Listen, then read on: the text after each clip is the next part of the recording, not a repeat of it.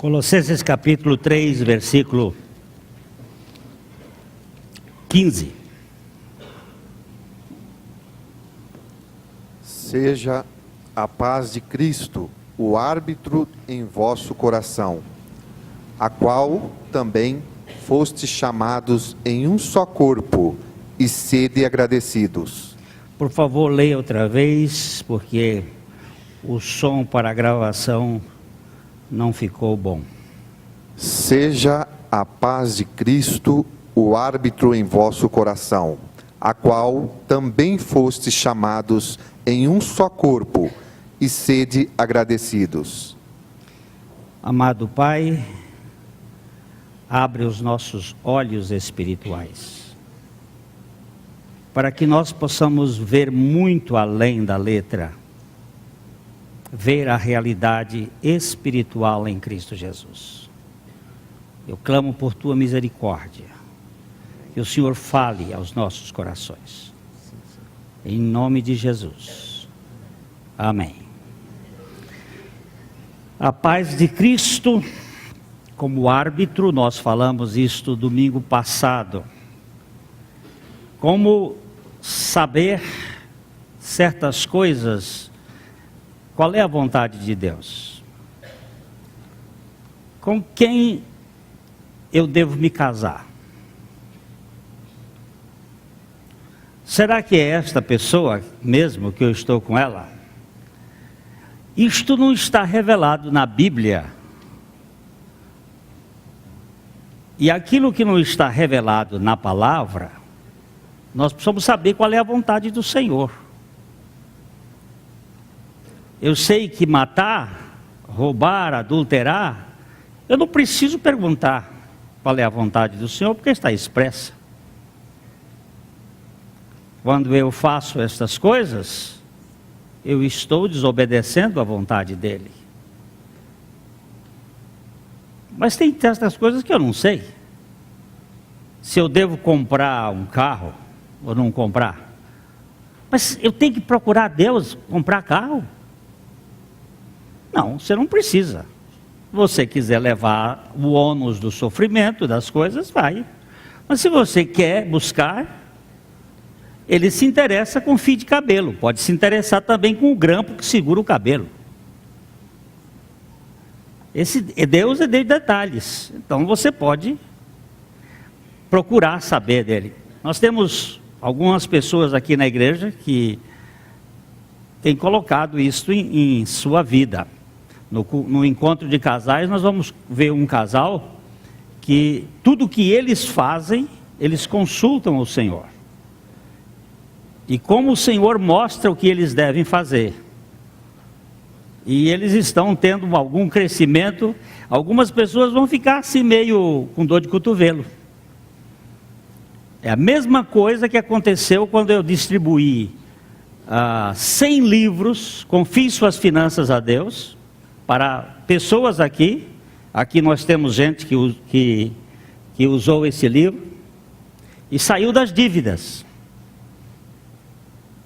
Você leva de 5 a 7 anos para sair das dívidas, mas sai. É só você colocar Deus em ação aí, que ele tira da dívida. Mas a gente gosta de ter dívida, então a gente às vezes faz algumas coisas erradas. E alguns ficaram dizendo, outro dia um disse assim: Glênio, você me deu esse livro há tanto tempo e eu não levei a sério e eu estou endividado até hoje. Eu digo, já faz bastante tempo, foi em 92.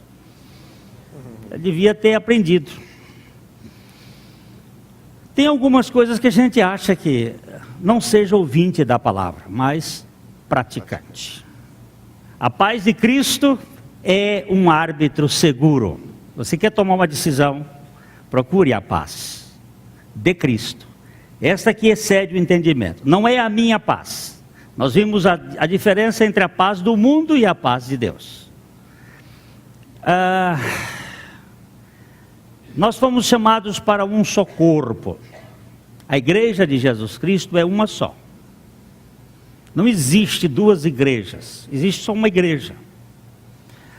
Agora, existem muitas casas onde as pessoas se reúnem E há muitas arapucas, onde muita gente é enganada. Essa é uma verdade insofismável. Mas cada um também tem o direito de fazer o que quer com a sua vida. Você tem a capacidade de escolher e Deus não vai lhe obrigar. Agora a verdade é esta: a paz de Cristo, que nos chama para um só corpo, nos faz agradecidos. Sede agradecidos. Qual é uma característica de uma pessoa realmente transformada? É o seu espírito de gratidão. O espírito de gratidão é uma obra da cruz na vida de uma pessoa. O povo de Israel saiu do Egito, mas o Egito não saiu do povo de Israel. E o povo de Israel passou o tempo todo, os 40 anos do deserto, murmurando, reclamando, criticando Deus, fazendo todo tipo de reclamação. Foi um povo raquítico, emocionalmente, foi um povo adoecido na sua alma, porque ele vivia reclamando. Nós vamos pegar a palavra de Deus, vamos para o livro de Números, no capítulo 33, só para a gente dar uma olhadinha aqui. Números, o capítulo 33, ele conta o caminho, a caminhada do povo de Israel, desde Ramsés, de Gozém, no Egito, até a entrada em Abel Sitim, lá em Israel, passando por Moabe, até a sua entrada. São 42 paradas que o povo teve durante 40 anos. Deus ia dirigindo aquele povo.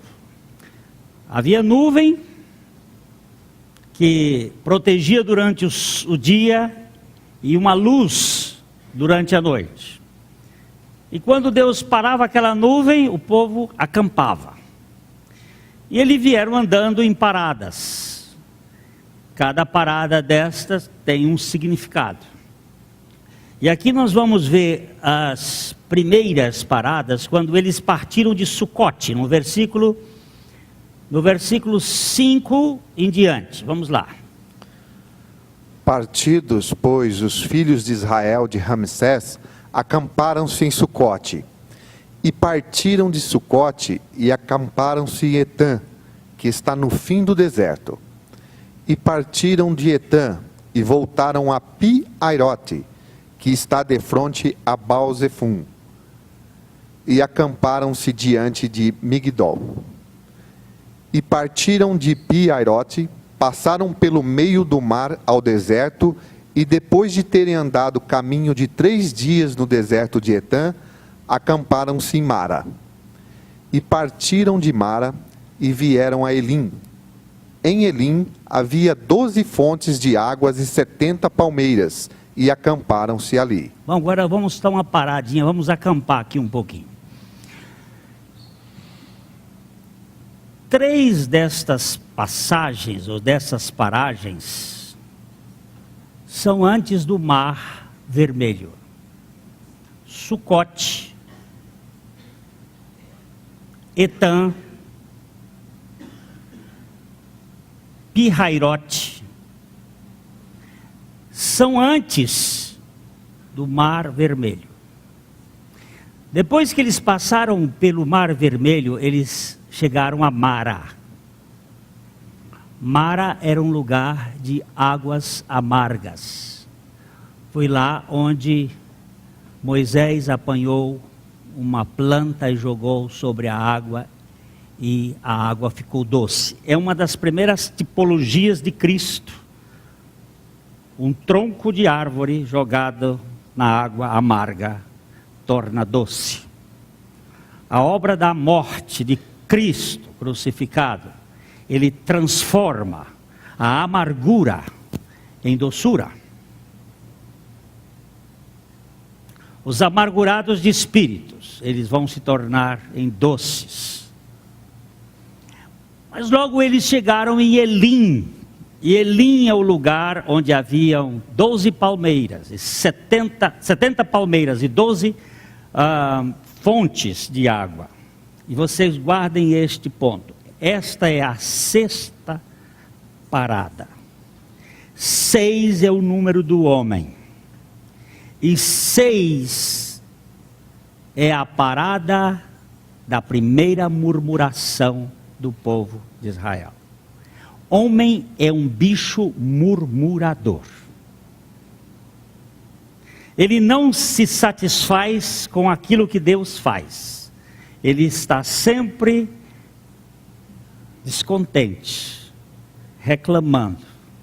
Então agora nós vamos pular vamos deixar o texto daqui e vamos para Êxodo capítulo 16.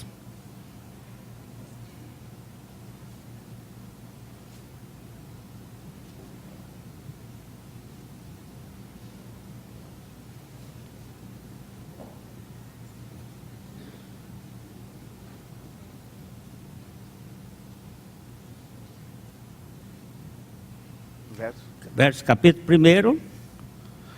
Partiram de Elim e toda a congregação dos filhos de Israel veio para o deserto de Sim, que está entre Elim e Sinai, aos 15 dias do 2º mês, depois que saíram da terra do Egito. Continue. Toda a congregação dos filhos de Israel murmurou contra Moisés e Arão no deserto.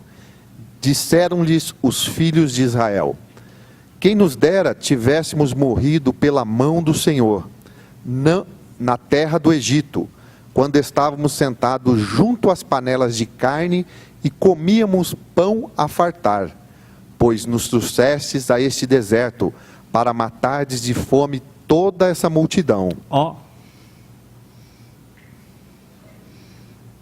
Eles rogaram a Deus que os libertasse do Egito, eles pediram a Deus, Deus preparou o libertador, Deus mandou o libertador, 10 pragas para tirar aquele povo de lá.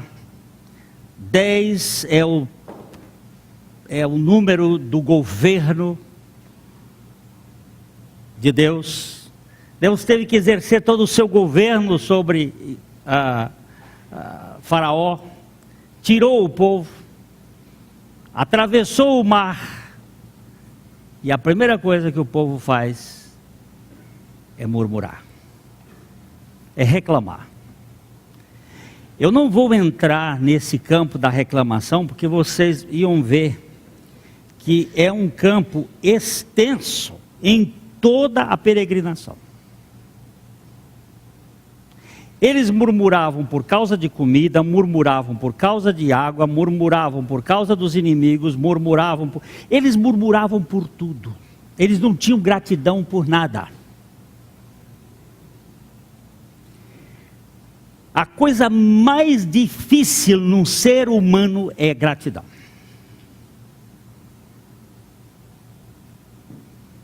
É preciso uma obra da cruz profunda para ele ser grato.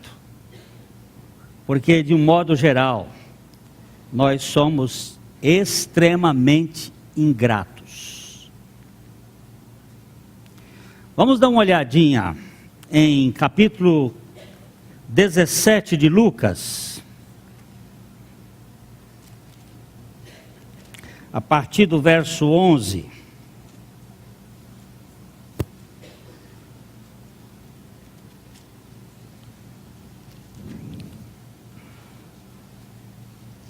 De caminho para Jerusalém, passava Jesus pelo meio de Samaria e da Galileia.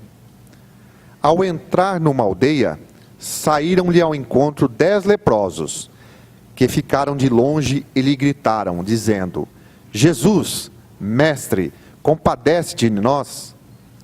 Ao vê-los, disse-lhe Jesus: ide e mostrai-vos aos sacerdotes. Aconteceu que, indo eles, foram purificados. Um dos 10, vendo que fora curado, voltou, dando glória a Deus em alta voz. E prostrou-se com o rosto em terra aos pés de Jesus, agradecendo-lhe. A este era samaritano. Então Jesus lhe perguntou: não eram 10 os que foram curados? Onde estão os 9? Não houve porventura quem voltasse para dar glória a Deus, senão este estrangeiro?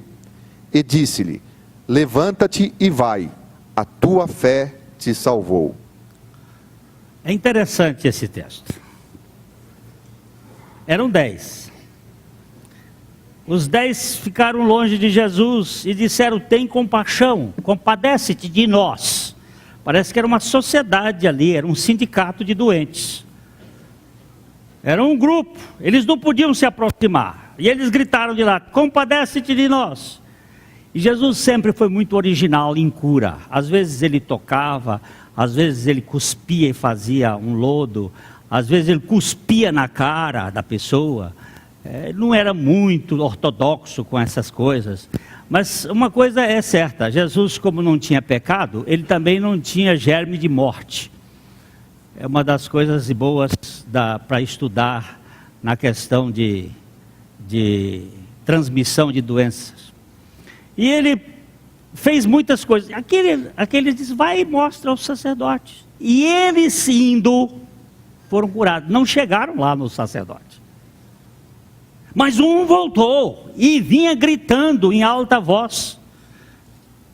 E Jesus então faz essa observação: não eram 10? Onde estão os outros 9? Parece que ele estava esperando que os 9 voltassem. Só um que voltou agradecido? Será que esta é a proporção?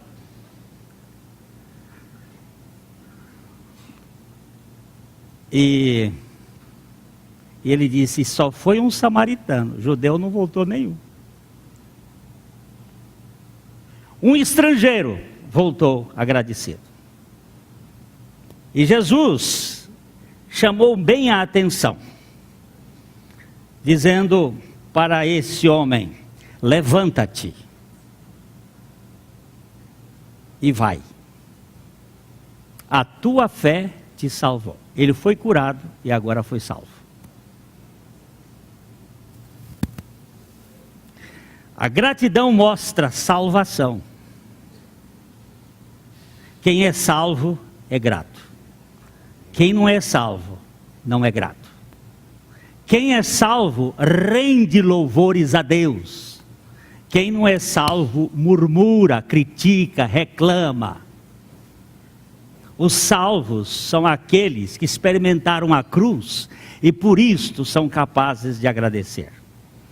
Eu recebi um e-mail essa semana contando a história de Charles Plumb, que era piloto de um bombardeiro na guerra do Vietnã.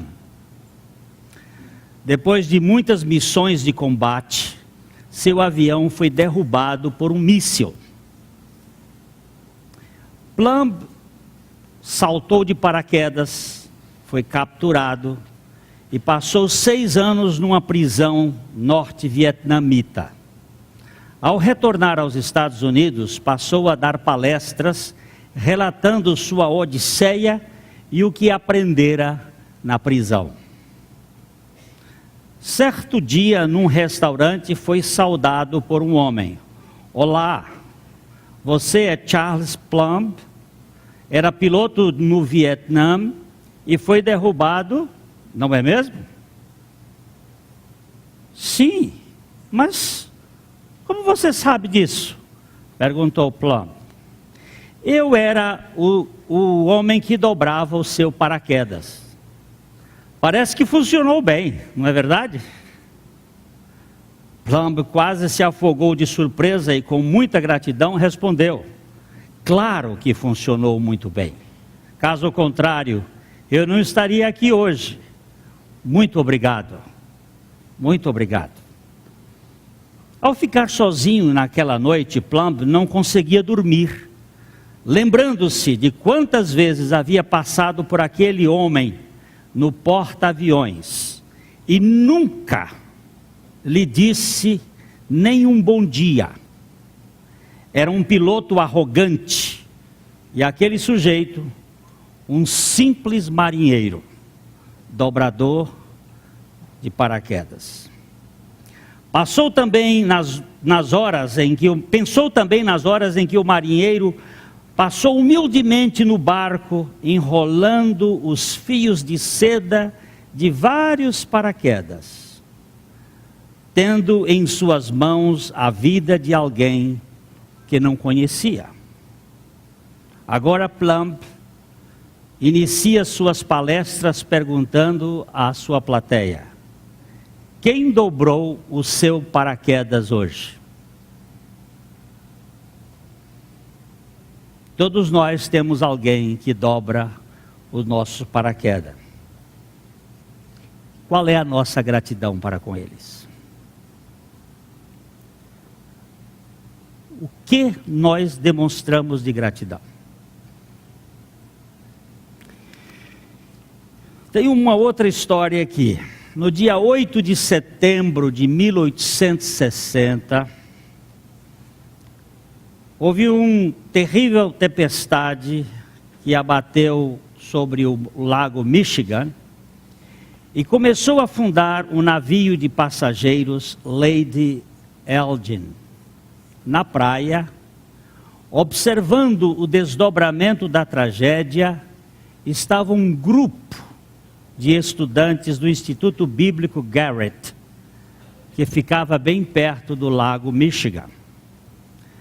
Quando o navio começou a se partir, um dos estudantes, Eduardo Spencer, viu uma senhora agarrada em um dos destroços. Sem conseguir ficar apenas observando o naufrágio, Spencer tirou o casaco, jogou-se na agitada água, nadou até o navio e trouxe aquela senhora em segurança para a praia. Spencer nadou repetidas vezes e trouxe náufragos de volta, até que suas forças falharam e ele desmaiou na praia, exausto. Como resultado dos seus esforços, 17 vidas foram salvas, mas o ato heróico quase lhe custou a vida.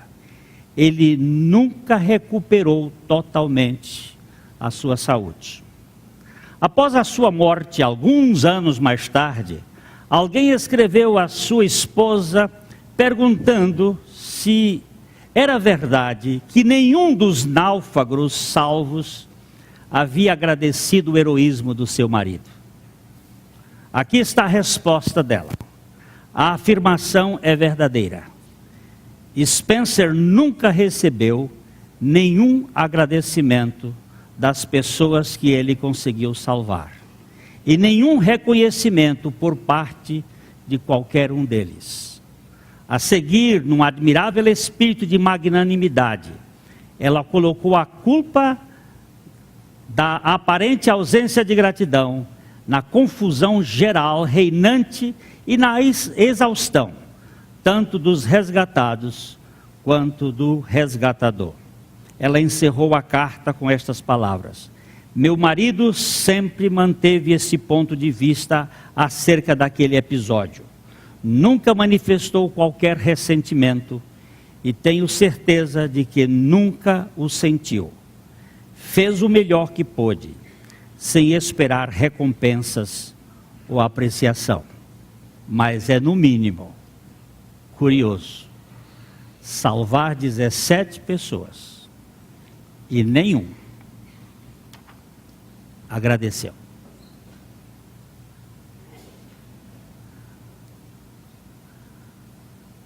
Qual é a pedra mais preciosa? É a mais rara. Qual é o sentimento mais precioso? é o mais raro. Qual é o sentimento mais raro? É a gratidão.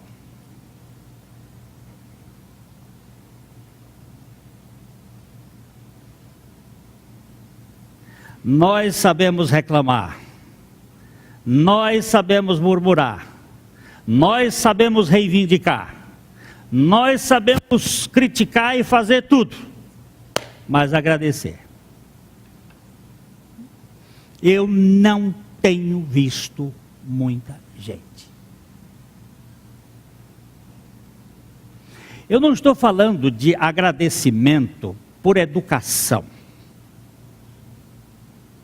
Que a gente ensina menino a ser educado.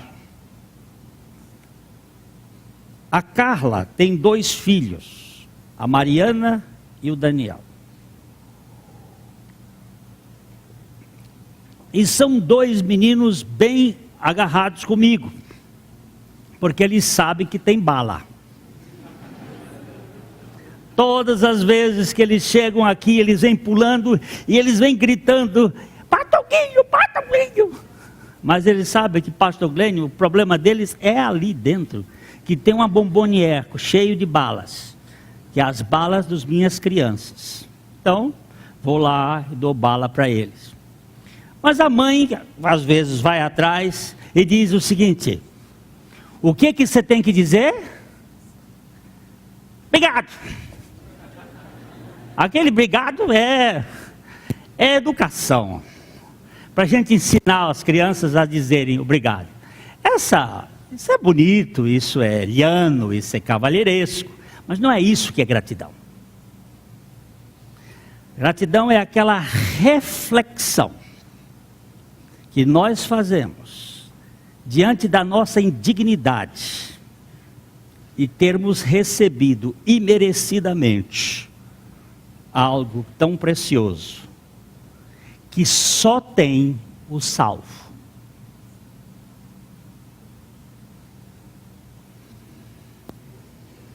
Só quem foi salvo pode ser agradecido. Muito culto, muitos dos nossos cultos, eles são apenas preenchimento de linguiça. Nós vamos à igreja por costume, por hábitos, nós estamos ali porque nos foi ensinado, assim como eu escovo os dentes, porque eu fui ensinado, e uma coisa boa, manter a boca limpa e dizer muito obrigado, depois que alguém me fez uma coisa. Mas o espírito de gratidão, de saber que Jesus desceu do céu, que Jesus vestiu a carne humana, que Jesus foi por uma cruz, que Ele assumiu a minha morte, que Ele morreu em meu lugar, mas que me levou a morrer com Ele, que levou o meu pecado, minha sujeira, lá sobre o seu corpo, e eu ainda canto um hino, com a cara de maracujá de gaveta, com uma cara de azedo. Ei, meu amigo, você nunca foi salvo. Você está dizendo que é isso? É.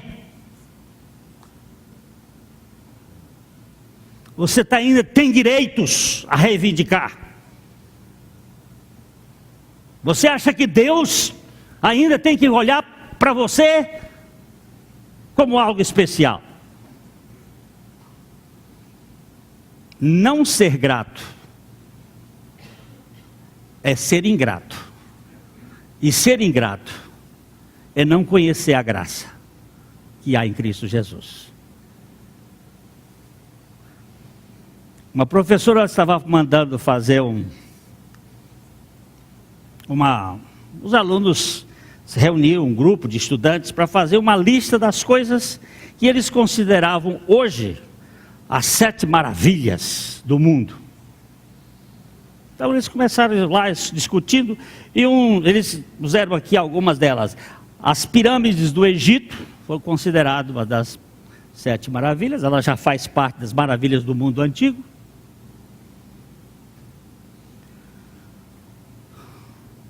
Taj Mahal, eu não sei porque que eles puseram o Grand Canyon, porque o Grand Canyon não foi feito por ninguém, foi feito por Deus, mas eles puseram o Grand Canyon, o Canal do Panamá, o Empire State Building, a Basílica de São Pedro, a Muralha da China, que também faz parte do mundo antigo. Enquanto os votos eram recolhidos, a professora notou que uma aluna não tinha entregue o seu papel ainda.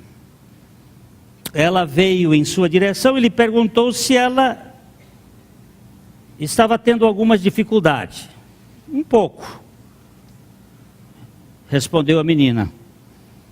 Eu não consigo me decidir porque são tantas as maravilhas.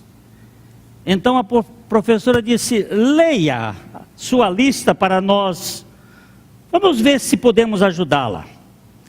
A menina hesitou um pouco e leu: eu acho que as 7 maravilhas do mundo são ver, ouvir, tocar, saborear, sentir, rir e amar. Silêncio profundo na sala.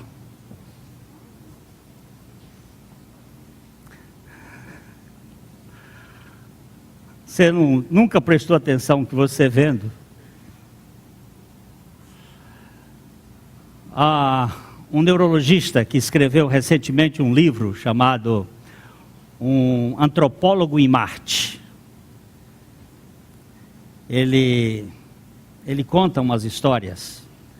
E um deles foi um pintor famoso que sofreu um acidente e um derrame. Ele não sabe se ele teve o derrame e por isso teve o acidente, ou se ele teve o acidente e depois teve o derrame.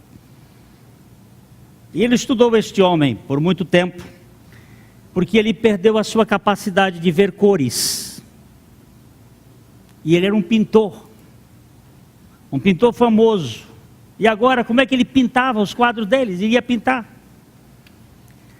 E este homem ficou bastante perturbado, tentou se matar, e foi fazer tratamento com esse neurologista. Depois ele se tornou um pintor de preto e branco, porque ele não vê cores, ele só vê preto e branco. Só que ele vê a textura da matéria. E a textura da matéria é uma coisa que nós não vemos. Porque na verdade não existe cor. Como também não existe som. O que existe são ondas. E o cérebro transforma isso. O daltônico não vê certas cores. Eu tenho um amigo que, para ele, a mata e o teto da casa tem a mesma cor. Eu digo: e como é que você sabe? Que cor é? Ela disse: é uma cor, aquilo é verde. Todo mundo diz que é verde. E o teto da casa? É verde também. E eu digo: como é que você dirige? Ele diz: porque eu olho o primeiro de cima e é verde, o de baixo é vermelho. Eu sei que o de cima é verde, mas é da mesma cor do teto da casa. Cor não existe, nem som existe. O que existe são ondas, e o cérebro faz a funcionalidade disso. Agora, este cérebro aqui, ele foi feito por Deus um pouco menor do que ele. É uma caixa fantástica, com bilhões de neurônios, muito bem montada, extraordinariamente montada. Nós não usamos quase nada do nosso cérebro. E às vezes, o que está aqui é tão confuso. E eu não sei se eu estou vendo o que eu estou vendo. Quando você tem uma alucinação, isto aqui vira um ursinho de pelúcia.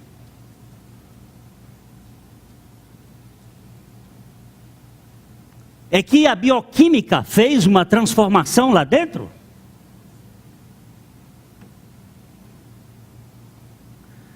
Quem disse que eu estou vendo o que eu estou vendo? Quando eu olho para o Severino, quem disse que eu estou vendo o Severino? Eu não estou vendo um fantasma. Hoje mesmo eu conversei com alguém que veio dos Estados Unidos e está com um problema, e vendo no espelho do banheiro, ela viu a irmã dela, porque está num processo. Os conceitos de doenças mentais vão mudar muito nos próximos anos. Os conceitos de endemoniado têm mudado muito. Desde que inventaram o Prozac, pastor passou a ter menos problema com o demônio.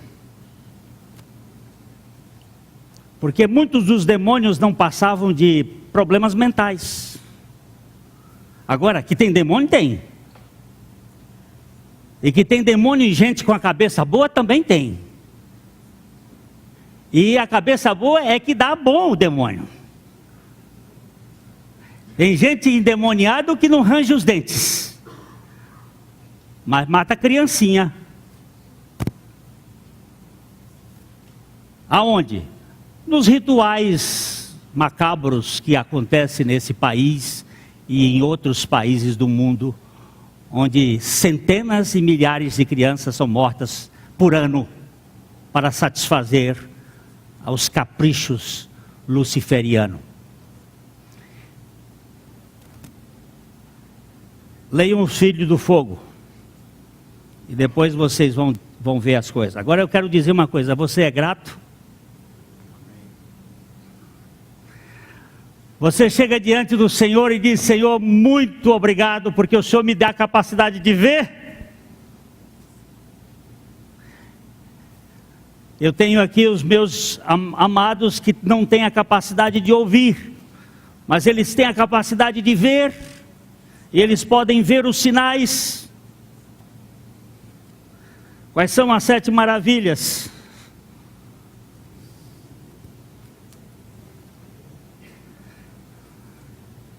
Você tem agradecido a Deus? Porque na sua casa chega um prato de batata frita? É só isso que tem? Isso é demais. Veja os 2 monges. Um monge tinha por dia uma maçã. E ele comia a maçã, ele descascava a maçã e jogava a casca da maçã no ribeiro que passava perto da casa dele. Ele só comia uma maçã por dia. E ele se encontrou com outro monge que morava mais para baixo. E ele perguntou para o outro assim: como é que você vai? Ele disse: eu estou ruim porque eu só tenho uma maçã por dia para comer. Ele disse: oh, muito obrigado. Agora eu estou descobrindo quem é que me abençoa todos os dias com as cascas.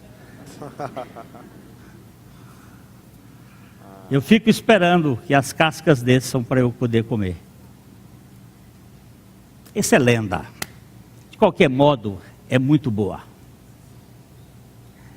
Aquele que geme e aquele que agradece. E sede agradecidos. Agradecidos por quê? Vamos começar a mensagem.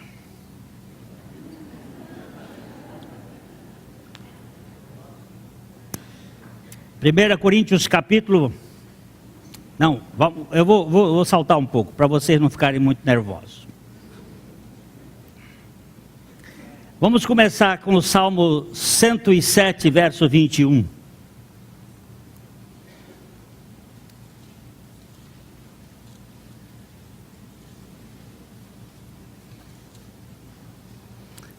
(107, 21 e 22). Rendam graças ao Senhor por sua bondade e por suas maravilhas para com os filhos dos homens. Ofereçam sacrifícios de ações de graças e proclamem com júbilo as suas obras. Por favor, leia outra vez. Rendam graças ao Senhor por sua bondade e por suas maravilhas para com os filhos dos homens. Ofereçam sacrifícios de ações de graças e proclamem com júbilo as suas obras. Há sacrifícios de ações de graças. Eu não estou com muita vontade de agradecer sacrifícios de ações de graças. Sacrifício sempre envolve sofrimento e morte. Sacrifícios de ações de graças. Eu acho que a história daquele cego é muito interessante, porque a pessoa que ia numa viagem pela Europa, que nunca tinha viajado, ia num ônibus, e ele dizia assim: que coisa linda! Mas que lago lindo! Mas que patos lindos! E todo mundo ficou: o que esse cara toda hora está vindo coisas lindas assim, tão comuns, um lago, pato? Moço, por que você diz tudo lindo? É porque eu era cego até 40 dias atrás. Para mim tudo é novo e é lindo. Nós nos acostumamos com as realidades. Nós perdemos a condição de nos extasiar, de ver, olhar para uma flor e...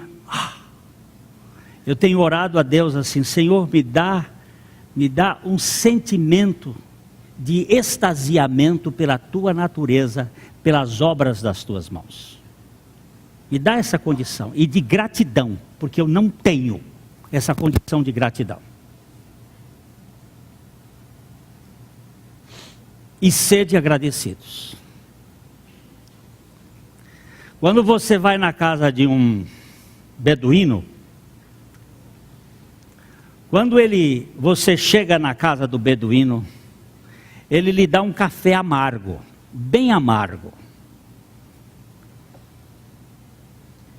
E quando você sai da casa do beduíno, ele lhe dá um chá bem doce, bem doce. E ele quer dizer o seguinte: as amarguras do deserto, você só pode vencê-las se você encontrar amigos que sejam suficientemente acolhedores.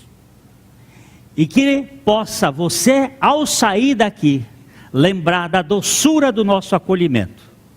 Para você não se esquecer de que no deserto, pessoas sozinhas não vivem.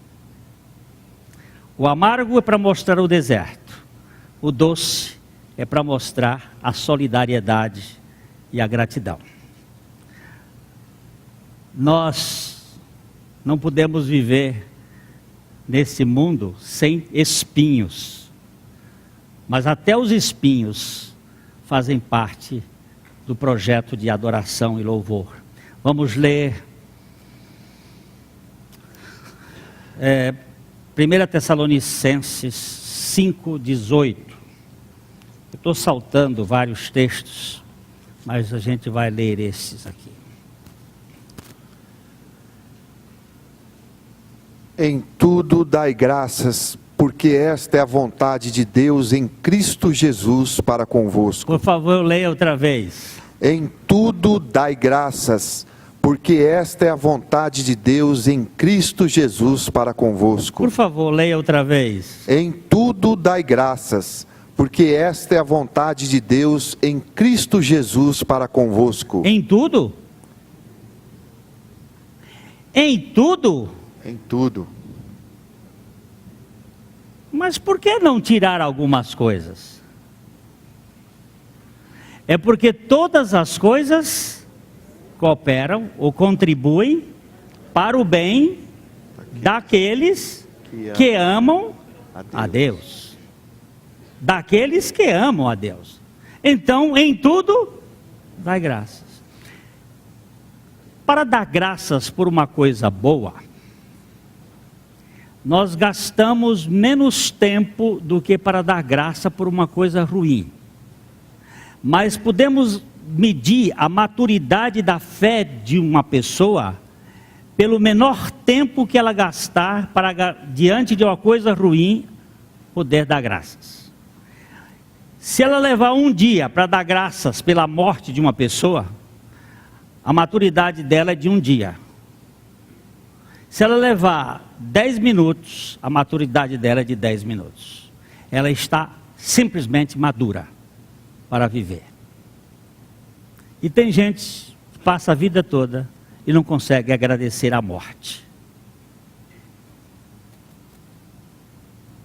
É imaturo. Você não vai viver sem o amargo do deserto. Mas você precisa se lembrar da suficiência de Cristo. É que você é muito egoísta e quer viver no domínio das coisas. Em tudo dai graças. Esta é a vontade de Deus, não é a minha vontade, mas é a de Deus. Para convosco, em Cristo Jesus. Vamos dar uma olhadinha em Efésios capítulo 5. Vamos ler do 18 ao 21.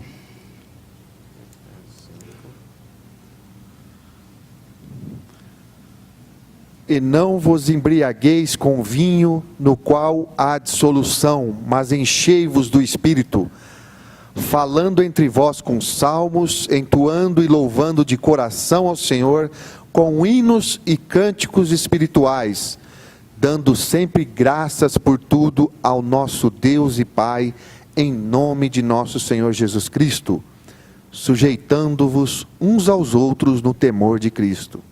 Olha que categoria de expressões. Não vos embriagueis com vinho em que há dissolução. A Bíblia não está dizendo não beba vinho. Ela está dizendo não se embriague com vinho. Tem algumas pessoas que se tornam abstêmias. Tudo bem, mas isso não, a Bíblia não fala de abstinência e nem de abstemia. Uma coisa é uma coisa, outra coisa é outra coisa. Depois você vai procurar no dicionário. E não adianta ficar esperando tudo aqui.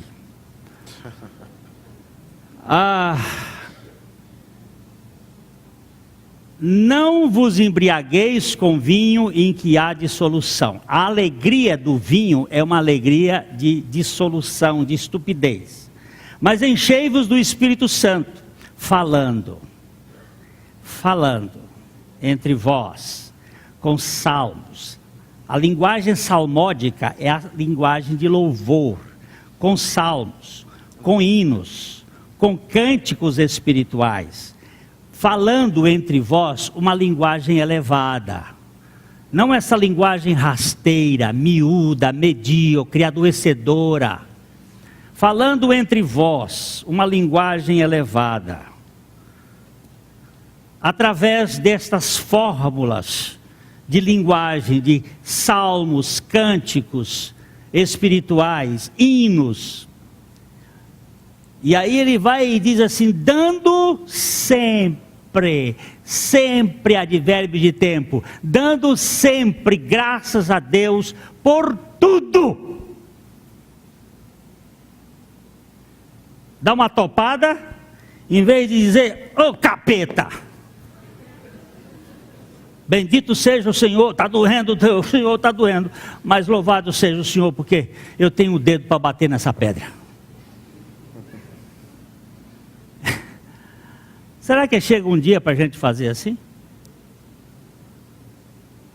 Abençoar em vez de amaldiçoar? Em tudo dai graças, dando graças a Deus por tudo. Agradecido. Quem é que vai fazer isto?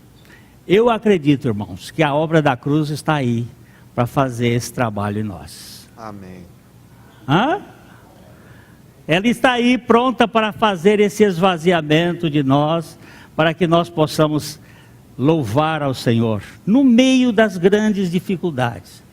Gente, que coisa maravilhosa é ver as coisas que Deus criou, e você poder louvar ao Senhor. Mas que coisa mais maravilhosa é saber que Jesus Cristo morreu, levou os meus pecados, ressuscitou e me deu a vida dele. Como é que nós cantamos ainda há pouco? Ele me atraiu no Calvário, condenação, nenhuma condenação. Eu fico implicado. Eu fechei meus olhos ali, nem para olhar a cara de vocês, porque estava horrível. Eu fiquei olhando para o Senhor e disse assim: nenhuma condenação há.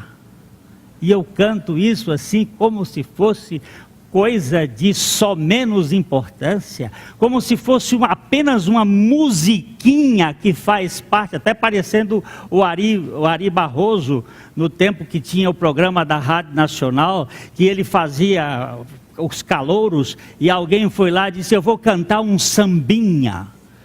E qual é o sambinha que você vai cantar? Aquarela do Brasil. E o Ari Barroso disse: o cara se queima aí para fazer uma obra clássica, chega um caloreco qualquer desse para dizer que isso é um sambinha.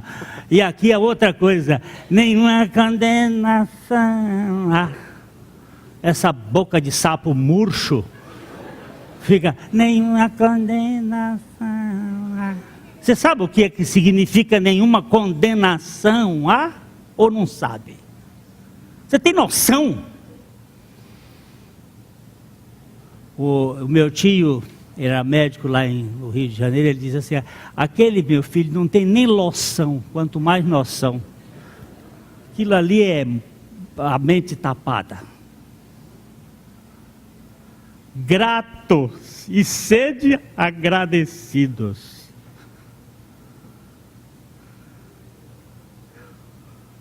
Pobre do Spencer, salvou 17, nenhum disse thank you.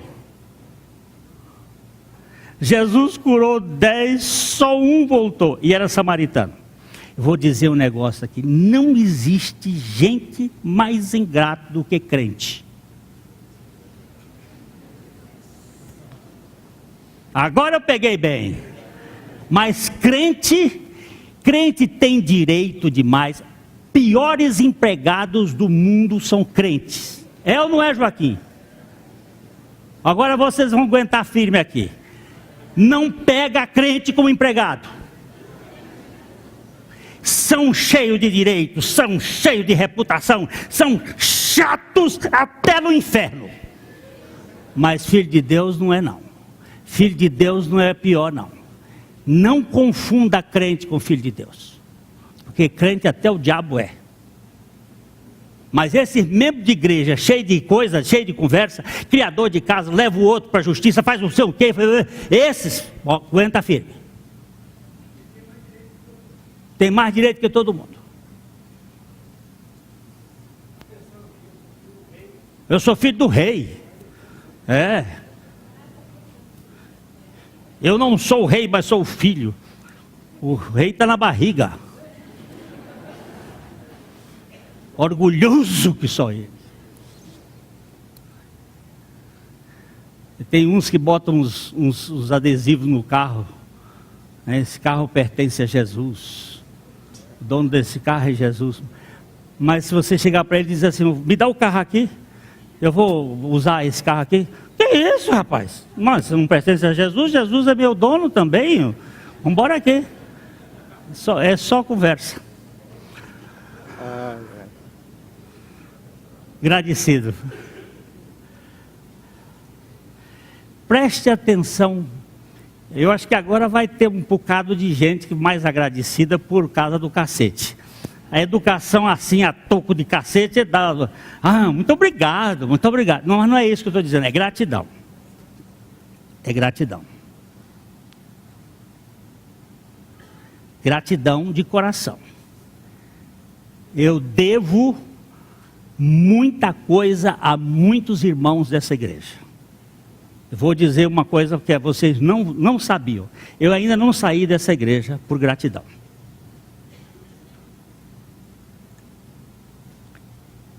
Na hora que o pau cantou, essa igreja aqui me tomou nos braços.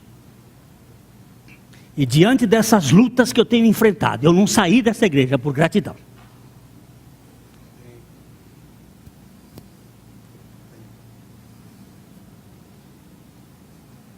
A gente não pode cuspir no prato que lhe deu comida.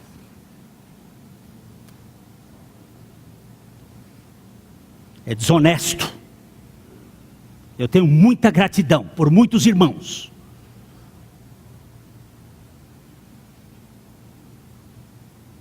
Quando eu estava sendo vasculhado aqui pelo grupo do capeta, que até no banco foram buscar as minhas contas. E um carro andava atrás de mim durante 3 anos, para ver que mulher que eu estava agarrando.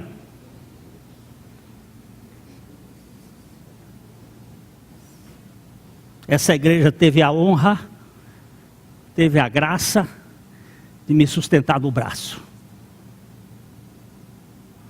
Eu não posso cuspir na cara dela.